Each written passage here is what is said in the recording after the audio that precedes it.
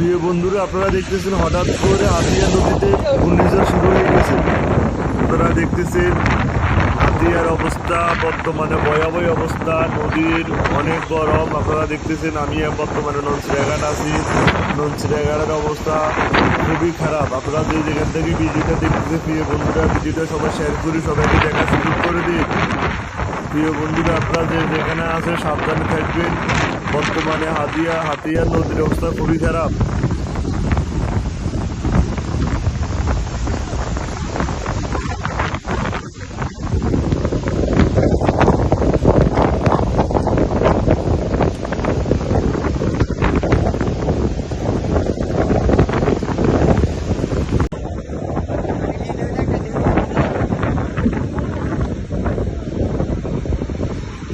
না, ইনশাল্লাহ অনেকটা কমে গেছে।